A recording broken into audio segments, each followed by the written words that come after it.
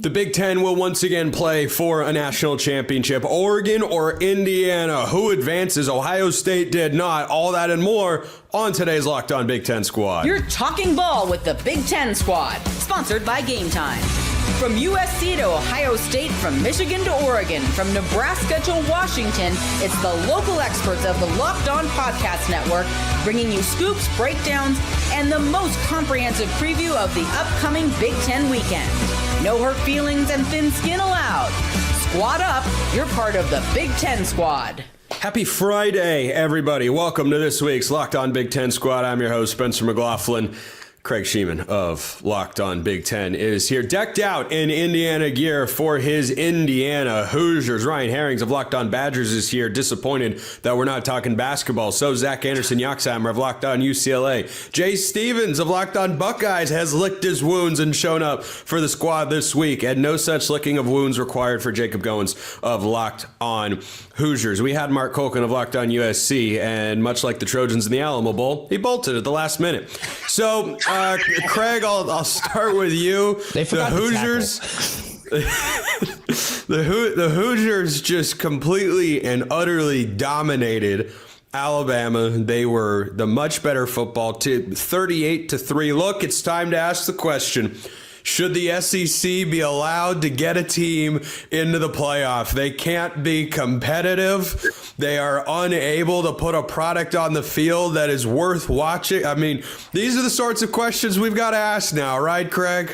Yeah, Kalen DeBoer is going to wish real soon he took that Michigan job, right? Because, I mean, the heat is going to be way up. And here's how far we've come in my world. I've been following the Hoosiers for 5 decades. I was upset in the second half. I was like, man, we gave up 3. I mean, Oregon had a shutout earlier today. We gave up the 3-pointer. And this is while we're up by 5 touchdowns in the Rose Bowl against Alabama. I had to check myself and go, wait a minute, what world am I living in right now? And I should also point out, Kurt Signetti, congratulations, the one and only coach in America to figure out how to handle a 26-day bye. He's the first one out of 8 total coaches to figure it out. So congratulations to him. He is the best coach in America. It's actually 8 total games and 7 total coaches because Kirby Smart got bit by that twice in a row, which is hard to believe. You said Kalen DeBoer had some regret. Roman Tomashoff of Locked On Huskies is here. Roman, should he have just never left Seattle? I mean, honestly, yes. Like this was one of the things where even at the time it was so ridiculous to think about, because doing that 4 days after a national championship, he would have had all the leash in the world here. And now looking at just what the kind of fire he's been under since the moment he arrived at Alabama, like even if you want to take out that first season, what it sounded like all year this year.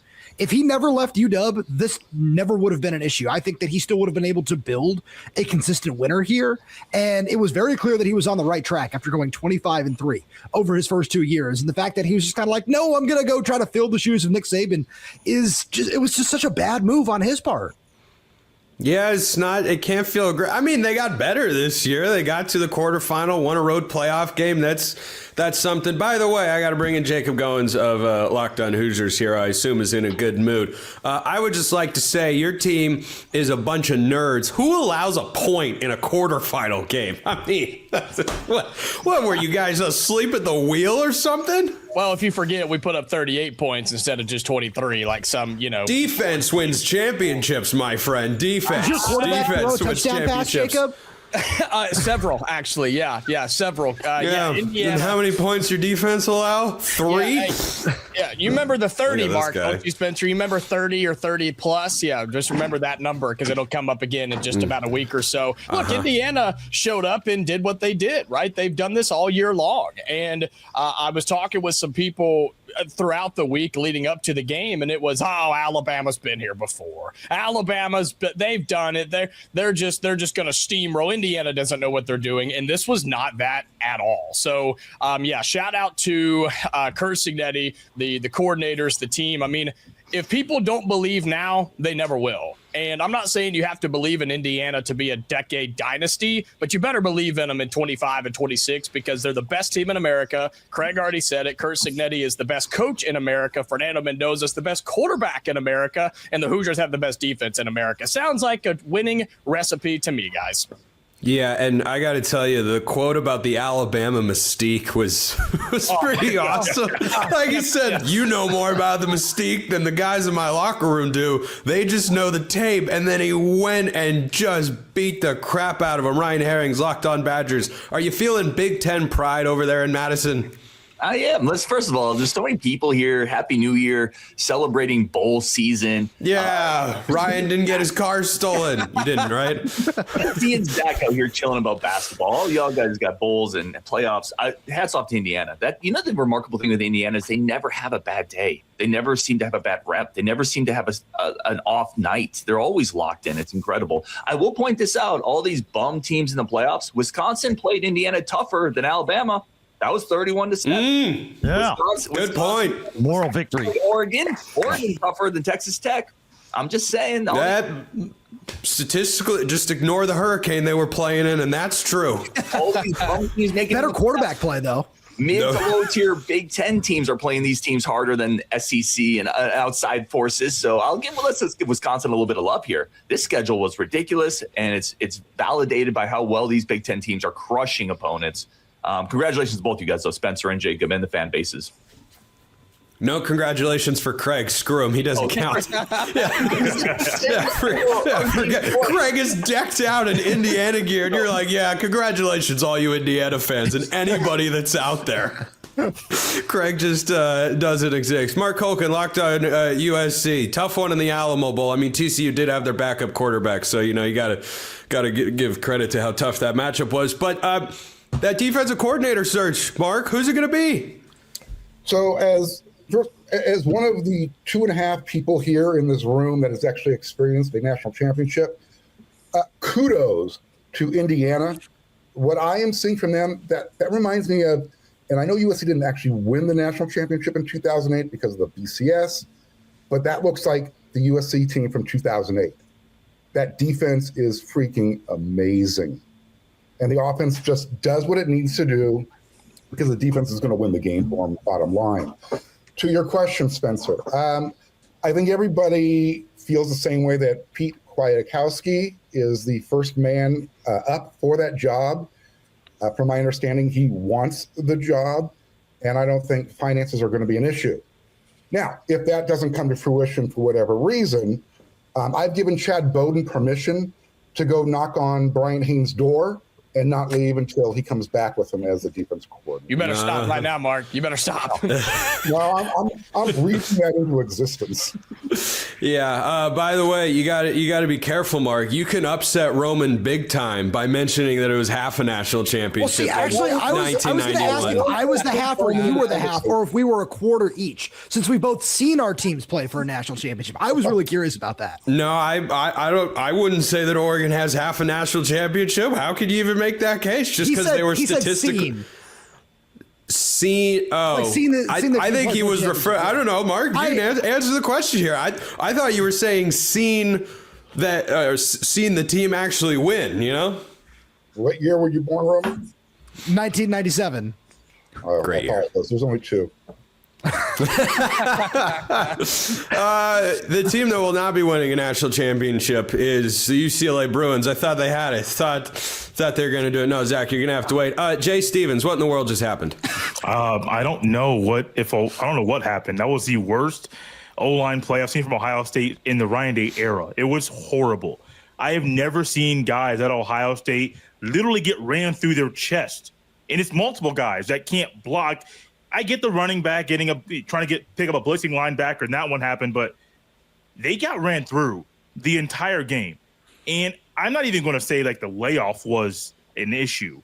They weren't going to beat them if they had a week to prepare. If it was week 14, week 15, they weren't beating Miami.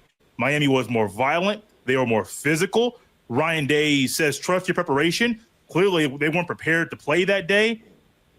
They're lucky they only lost by 10 points. That was a horrible performance. It's time to ask the question, does Mario Cristobal live rent-free in Ryan Day's head? He's 2-0 all time. 2-0 all time. I mean, Yeah, I don't even know what to make of that. It's just a fact. Anyway, Zach Anderson, Yoxheimer, I'm sure you've been watching all these games. Clean haircut, by the way. Ron Swanson approved down there. How do you feel about Big Ten football right now and your new head coach, Bob Chesney? Pretty happy about Bob Chesney. You know, we've been talking more football than basketball on the show, so that's surprising in the middle of basketball season. But in terms of the Oregon game, we slept through that. Enjoyed the Rose Parade. You know, they should move the game back to 2. I don't know how you feel about that, Mark. Then we have the likes of Indiana treating Alabama like they were playing UCLA, right? In the Rose Bowl game. That's how I felt. It's like, oh, Alabama looks like UCLA playing Indiana. So that's how good Indiana is. That's how I felt 2 years in a row against the Hoosier buzzsaw. I believe when Indiana went to the Rose Bowl and played UCLA, it was actually a closer game than what Alabama just put on the field. Am I remembering that incorrectly, or am I right? Yeah, I don't remember the final score, but it was a lot to a little. Hold on. I think Indiana put a 40 burger on UCLA. I don't remember. 42-13. They lost by 29 points. Bama lost by 35. UCLA, man, they're on the comeback here. So we just don't talk about what happened in Bloomington. Here's what we've established in this first segment of the Big Ten squad. Wisconsin, UCLA, and sure, we'll say Washington would all beat Alabama. That's what we have laid down. We've all been held to that take. All 8 of us. Flame us in the comments. Wisconsin did play Bama this year, so we. What was the final score? It was a long time ago. Yeah, exactly. It doesn't count. It doesn't count. That's the rules of the SEC, man. Hey, that was last year, man. That was last year. Yeah, that was last year. This is new Wisconsin. It didn't mean more then. It did, yeah, exactly. It meant less. But in the second half of the season for Wisconsin, it meant a whole heck of a lot more. We'll keep talking about the playoff and much more on today's Locked On Big Ten Squad, which is brought to you by our friends over at FanDuel. Fridays already feel different during basketball season, which is not news to some hosts who like that sport more than football right now. But FanDuel is making them even better in the NBA. Every Friday night before the games tip off, FanDuel gives fans a new way to kick off the weekend with NBA Happy Hour. NBA Happy Hour is your official pregame, a limited time window where special offers drop right inside the FanDuel app before the action starts. So if you want to bet the college football playoff, the NFL, the NBA, everything is there. It's Oregon as a 3.5-point dog against Indiana. If you think that's ridiculous, there you go. FanDuel.com plus 3.5. If you think the Hoosiers just keep things rolling, perhaps you think Indiana minus 3.5 is the side. And Miami favored over Ole Miss in the other playoff game. Whatever you want to bet, college football and beyond, FanDuel has you covered, including the NBA. Before tip-off, check the FanDuel app. See what's dropping during NBA Happy Hour every Friday from 6 to 7:30 p.m. Eastern. A little basketball, a little action, and a whole lot of Friday energy. That's NBA Happy Hour only on FanDuel, the official sportsbook partner of the NBA and, of course, the Locked On Network. Continuing on here on today's Locked On Big Ten Squad, dropping on a Friday, because we were planning it earlier in the week and realized, well, we usually tape this on a Tuesday or Wednesday, but all the fun stuff is happening on Wednesday and Thursday. We've got to let that all roll in. So, Craig, I want to go back to you here. Do you think Oregon against Indiana is going to produce the national champion? Yes, I do. And look, I want to talk about how impressive that defense was against Texas Tech. I haven't watched a lot of Texas Tech football this year. All I know is they score like 42 points a game. I hear how great they are, 400 yards of offense. And for Oregon to blank them like that was impressive, particularly coming off the JMU game where they gave up 34 points and 500 yards. And by the way, at the risk of derailing this show, which that's never happened on the squad before. No. I would like to go back because we didn't meet Christmas week. And I was very critical on my podcast, Locked On Big Ten, about the Oregon defense against JMU because of everything they gave up. And then I got a text from one of your minions that watched Locked On Ducks, and I'd like to share it with you and get to the bottom of it. It's from Doug. He says, Craig, what are you going to say when the Ducks beat Indiana in the semis? P.S. Spencer says you don't know what you're talking about. Go, Doug. Whoa!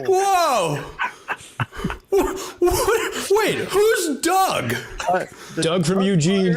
I don't know. I got him on my comment section on YouTube. Okay, so as a comment, not a... Yes. Call you Doug from now on? Doug is Spencer's burner. Right? You do look like a Doug. When did I even look? I'll be. He would spell 100%. His name with two G's. He would be D-U-G-G. That's how he would spell it. I'll be 100% real. I'm on the air a decent amount. I don't remember every single word I've ever said. But when did I say that? I don't know. My only thing, hey, if any of you guys want to rip me behind my back, just spell my name right for SEO purposes in the Perhaps what he was referring to is my concern level about Oregon's defense out of the JMU game was a 2 out of 10. But, gee, thanks, Doug, for making me look like an a-hole. Just going around, Craig Shemon, what a schmuck. Guy has no idea what he's talking about there. It's all good. It's all good. I just thought I'd bring it up. As you should. This is a group therapy session, Craig. I got you, man. Nothing if not a group therapy session. I never feel therapized after I come here with UCLA football. That's all I'm saying. I mean, if that's the case after this season, Zach, haven't you needed therapy for like 10 years at this point? Not that long, but pretty soon. Okay, we're getting there. Chesney will change it though, obviously. So, Ryan, do you think the Big Ten is bound to win its third straight national championship? Yeah, I think Indiana is the best team left. And if anybody beats them, it's Oregon. I think the winner of this game wins the title.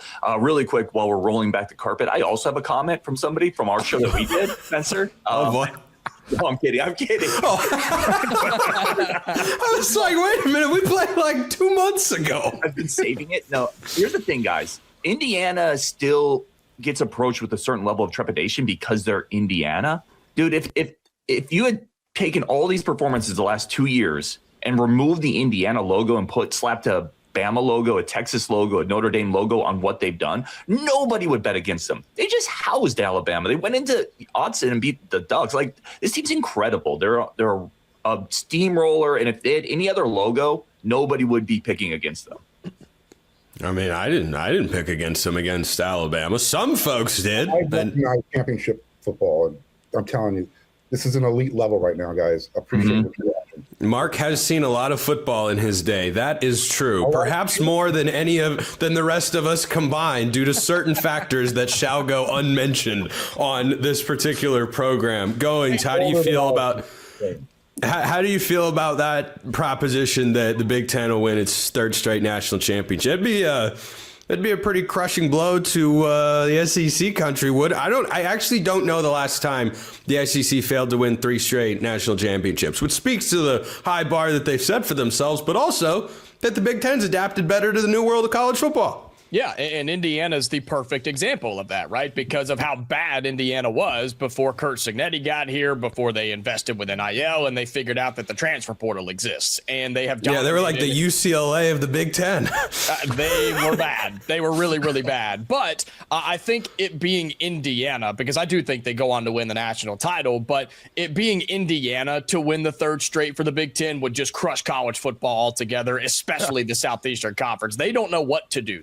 Alabama fans were silent on the internet after the Rose Bowl because they were just in shock. They don't know how to handle it. And the Big Ten has proven it is top heavy, yes, but it's just so much better than any other conference in the country, and it's not even close. And to Ryan's point about teams still not taking Indiana seriously, I don't think that happens against Oregon or in the national championship game if the Hoosiers get there, because you'd be stupid to do so, because it's all on film and they've proven how good they are in everything that they do. So I don't expect anybody, including Dan Lanning and the Ducks in round 2, to overlook Indiana by any means, because they got beat by 10 last time. Roman, I don't even know if I agree with Goins' note in there that, well, the SEC's deeper, but the Big Ten is better at the top. Like, I don't know. For whatever bowl season's worth, one conference got a better record than the other. By the way, Mark, USC not pulling its weight there. Not helpful. But anyway, Roman, go ahead. Yeah, no, I was a little devastated to hear Jacob say that because the rest of the Big Ten has been pulling its weight in conference play. Shout out to Illinois for beating Tennessee. I feel like we just need to stop acting like Tennessee is, a solid program, or at least their fans on the internet seem to be acting that way when they seem to believe that they were going to steal Ryan Walters from Washington because they seem to consider Washington a third-rate program compared to, the might of Tennessee and the SEC, which was its own ridiculous thing that I had to deal with over on Locked On Huskies.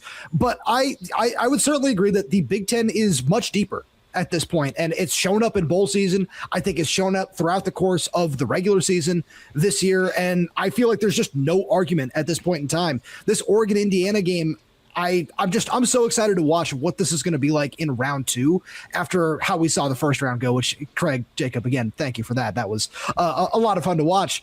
But again, like I feel like there is no argument at this point in time that the Big Ten is the best conference in college football. Mark, it just means more in the Big Ten, right? I'm not a conference guy, but let's just give credit to Indiana right now. They're doing really, really well. So. Thank you, Mark. If you're looking for one of those 8 claps for me type of thing, it ain't going to happen. I thought you were stopping there. You're just like, I'm done. I'm not a conference rah-rah guy. I'm always going to be USC first. Would that be because your team doesn't care about the conference they're in and will blow it up for their own self-interest no matter what? Right. Yes. Okay, at least you own it. Can say, looking back, it might not have been the greatest decision, but yeah, you know what? No! If you have the power to do it, you do it, Spencer. Unfortunately, Oregon doesn't have that cachet, so you tagged along at half price. It's all right. You're living your 15 minutes of fame. That's great. I'm going to say this. Look, Indiana, Oregon, you guys are playing great football right now. Indiana's going to take you guys behind the woodshed. Okay. Well, the 15 minutes of fame has been going on for quite a while as they've won a Big Ten championship and then gone to the national semifinal in the last 2 years. But don't worry, I'm sure Lincoln Riley will get to the playoff by 2030. Just keep going. It's funny. I could drown him out with because I have an actual mic and he doesn't. I could do this for 10 minutes, man. I might never stop. Yoxheimer, do you think Bob Chesney is the new Kurt Signetti? Is that the optimistic look at UCLA football?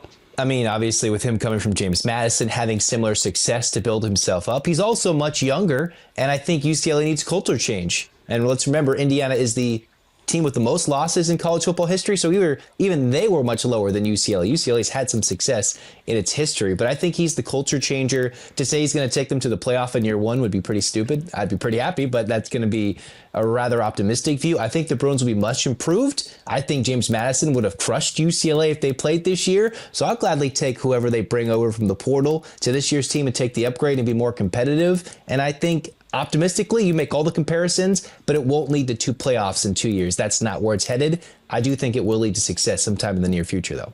Hey, if you'd said that Kurt Signetti was going to take Indiana to the playoff in year 1, you would have been crazy. Yep. I didn't Google him. You did not. You did not Google him. You did dip into ageism a little bit right there. He's younger. What's Signetti, 70? Or so, I don't even know, man. He's 64. He's 6. Oh, okay, whatever. 64. He's just got that look. Does he have the best expression of any coach in this conference? The grumpy look with the frayed eyebrow. I thought you were going to say like the Google me. I was like, yeah, absolutely. I know that one's great too. But just the cuts to him on the sideline. I feel like the telecast should have the 4th and 1. The 4th and 1 is incredible television. Just unbelievable timing. Great work by the broadcast crew. I feel like they should just have a constant look up in the top right corner of the broadcast, just of his face, just so we can. Yeah. Yep. The Sig Cam. That's great audio, by the way. Great audio indeed. Can you even move your eyebrows, Spencer? Let's be real. Can I move them? Yes. I can't. I just realized I can't move my left one. I've never done that before. I could move both or my right one, and apparently not my left. So we're learning all sorts of new things on the show. By the way, Jay, is Ohio State going to try and poach Chip Kelly from Northwestern? He's on his 3rd OC job in 365 days. No, I don't think they're going to go down that road again. I don't see Ryan Day trying to lean into his mentor to try to be the OC again. Honestly, I think this year's team would have been perfectly fine with Ryan Day calling plays. the offense would have looked different. It would have been more successful. And it's possible Ryan Day is going to go back down that road. I know the narrative that the last time a national champion head coach called plays and won it was Jimbo Fisher in 2013. So that could set him back. But I think this offense would have been better if Day called plays. And so maybe he gets an offensive coordinator to just be a coordinator, but Day is still the true coordinator running the offense. And so I don't see Chip Kelly coming back. I don't at all. Should have grabbed Jerry Neuheisel when you had the chance. Instead, they're both at Northwestern. Craig, you're dying to jump in. I just wanted to say, I actually thought Ryan Day called a great game the other night. I mean, he mixed it up. They took shots to Jeremiah Smith. I would have liked to see Carnell Tate get a couple more touches. They threw to the tight end. The running game, they used both of their running backs, C.J. Donaldson and Bo Jackson. But the problem was when Bo Jackson and C.J. Donaldson got to the line of scrimmage, they got smushed. But I think the play calling, I thought he was brilliant and mixed it up all night. I don't think that's a disadvantage at all if he wants to go back and call plays. But the Ohio State job is like the biggest job in the country. It all depends whether he wants to add that on his plate or not. Yeah, they did spread the ball around a lot. They even found a Miami defensive back as well. That's a big brain play to inspire your team to go in a 14-0 hole. When we get back, what are we discussing? Of course, we're going to talk about how good Michigan could be. First, this episode brought to you by our friends at Game Time. There's nothing like college football season. Tailgates, packed stadiums, being right there in the middle of it all. The energy that bands the moments that you remember forever, but actually getting tickets, that part used to be frustrating, past tense, with long queues, logins, prices jumping at checkout. Game Time says to hell with all of that. Game Time gives the advantage back to fans. The easiest way to unlock amazing college football tickets and experiences in just a few taps. Maybe you want to go to the Peach Bowl and watch a Big Ten clash to see who will advance to the national championship game between Oregon and Indiana. Maybe you want to go to the non-Big Ten. I don't know why you want to watch anything other than the best conference in America, of course. But if you want to go to the Fiesta Bowl, well, then you can go watch Miami play Ole Miss. What a matchup that should be. Whatever game, whatever event, whatever time of year you want to go, Game Time will get you there. Take the guesswork out of buying college football tickets with Game Time. Download the Game Time app. Create an account. Use the code LOCKEDONCollege for $20 off your first purchase. Terms apply. Again, that's code LOCKEDONCOLLEGE for $20 off. Download the Game Time app. Don't do it tomorrow. Do it today. All right, rapid fire a little bit to wrap today's Big Ten squad on a Friday. I think Michigan has currently assembled probably the second best and most proven staff in the conference. That can be debated. I don't know that they could go any lower than third. Craig, Kyle Whittingham has got Jay Hill, former BYU defensive coordinator, Jason Beck, his OC from a year ago. I think that's a great mix with Bryce Underwood. They got to make some moves in the portal, but boy, Kyle Whittingham off to a strong start in Ann Arbor. It's phenomenal. And, I thought if we go back to Penn State's job search, they failed upward. I thought that was a disaster. Get your popcorn ready, and they end up with Matt Campbell.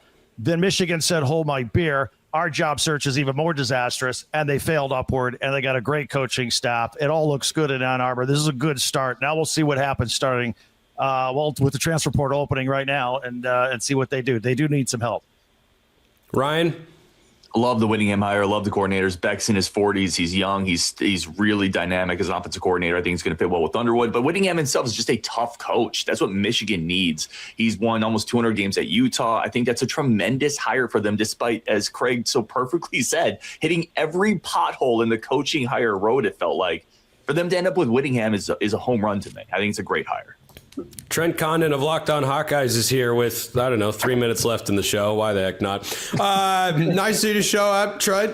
We do appreciate Iowa getting the win over Vanderbilt in the bowl game. That's a good look for the Big Ten. Game had one opt-out, so it did not just mean more in the SEC. Trent, we'll get to you. Are you driving right now? Yeah. I mean, some of us got to work during the day. I don't know about you guys. Okay, well, I mean, we love the energy to participate, but please don't die. That would take a dark turn here on the Big Ten squad. So, Goins, your thought on the staff at Michigan? Yeah, I thought the whole Whittingham stuff, and I still can't get over how it all went down in Utah, right? Just up and out in the direction that Utah is going, right, with the private equity and stuff like that. But I think it's a great hire for Michigan. I mean, he, like Ryan said, he's old school, he's hard-nosed, and that's exactly what you think of with Michigan. And I think he's going to do a good job. And look, I'm a believer that college football is better when Michigan is good. I think the Big Ten is better when Michigan is good. I mean, those are things that are important. Ryan doesn't like. Ryan, it's just disgusting. Ryan deep down is like, man, another staff that's better than Wisconsin's. What are we doing? Sorry, man. Really quick. Sorry, I know we're going. I love Jake. Jake Bowen is my dude.